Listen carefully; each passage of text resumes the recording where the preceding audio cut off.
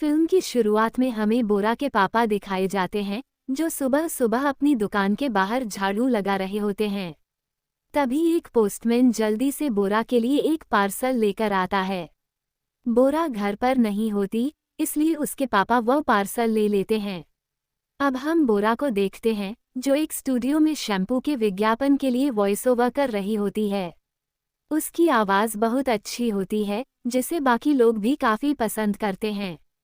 तभी उसे उसके पापा का फ़ोन आता है।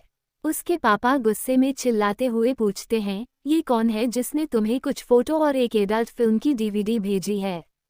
बोरा कहती है, आप क्या बोल रहे हो पापा, मैं ऐसी फिल्में नहीं देखती। बोरा फ़ोन काट देती है और तभी उसके पापा उसे उस डीवीडी और पार्सल की फ़ोटो भेजते हैं।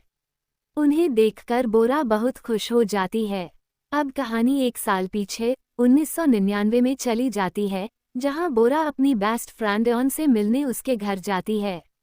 एओन को अपने दिल के ऑपरेशन के लिए न्यूयॉर्क जाना था, लेकिन वह बोरा से कहती है कि अब वो न्यूयॉर्क नहीं जाना चाहती, क्योंकि उसे यहाँ एक लड़का पसंद आ गया है। इसलिए वो उसी के साथ रहना चाहती है। फिर हमें कुछ दिन पहले का सीन दिखाया जाता है, जहां एओन अपनी मां की दुकान पर काम कर रही होती है। तभी एक लड़का वहां यूनिफॉर्म खरीदने आता है। उसे देखते ही एओन उसकी मदद करने आगे बढ़ती है, लेकिन गिर जाती है और उसकी उंगली में चोट लग जाती है। जब वह लड़का उसे उठाने में मदद करता है, तो एओन उसकी यूनिफॉर्म पर लिखा नाम देखती है, ह्यून जिन। अब कहानी वापस उस समय में आती है जब एओन ये सब बोरा को बता रही होती है। एओन कहती है कि उसने हमारे स्कूल की यूनिफॉर्म खरीदी है, यानी वह हमारे साथ पढ़ेगा। एओन का ह्यून जिन के लिए ऐसा जुनून देखकर बोरा एक ईमेल बनाती है और कहती है, तुम इलाज के लिए न्यूयॉर्क जाओ, मैं तुम्हें रोज़ ईमेल करके ह्यून जिन के बारे में सब बताऊंगी। एओन को ये आइडिया बहुत पसंद आता है और वह न्यूयॉर्क चली जाती है। कुछ दिनों बाद स्कूल का पहला दिन आता है। उस दिन बोरा थोड़ी लेट होती है। वह भागते हुए बस में चढ़ती है, तभी अचानक ब्रेक लगने से वह सीधे ह्यून जिन पर गिर जाती है। इसके बाद ह्यून जिन उसे अपनी सीट दे देता है। स्कूल में बोरा को पता चलता है कि लड़के और लड़कियों की क्लास अलग अलग हैं, इसलिए वह उसके साथ नहीं बैठ पाएगी। फिर भी वह ह्यून जिन की हर छोटी बड़ी जानकारी इकट्ठा करके एओन को भेजती रहती है, जैसे उसकी हाइट, पसंदीदा खाना आदि। उसे ये भी पता चलता है कि ह्यून जिन की कोई गर्लफ्रेंड नहीं है और वह अपना ज़्यादातर समय अपने बेस्ट फ्रेंड वून के साथ बिताता है। अगले दिन बोरा क्लास में बैठकर ह्यून जिन को फुटबॉल खेलते हुए देख रही होती है। तभी ह्यून जिन घायल हो जाता है और वून उसे मेडिकल रूम ले जाता है। बोरा भी पेट दर्द का बहाना बनाकर वहीं चली जाती है और उसके पास वाले बेड पर लेट जाती है।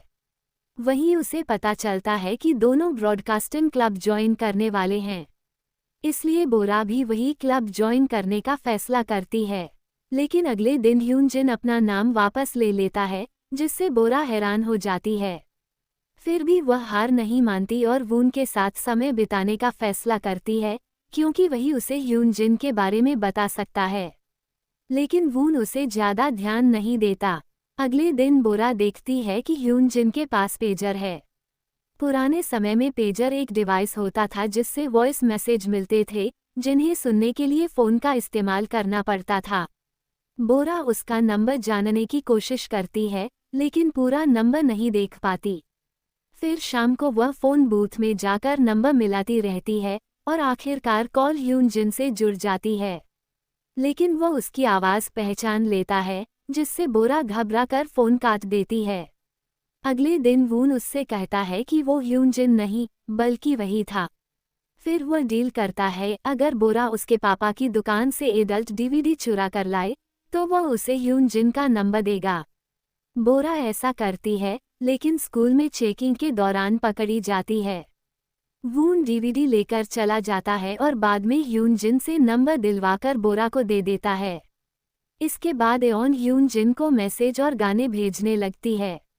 आगे चलकर बोरा और वून करीब आने लगते हैं। एक बार कुछ लड़के ह्यून जिन को मारते हैं, तो बोरा उसे बचाती है, लेकिन खुद घायल हो जाती है। ह्यून जिन उसे पसंद करने लगता है, लेकिन बोरा उसे मना कर देती है क्योंकि वो अपनी दोस्त को धोखा नहीं देना चाहती।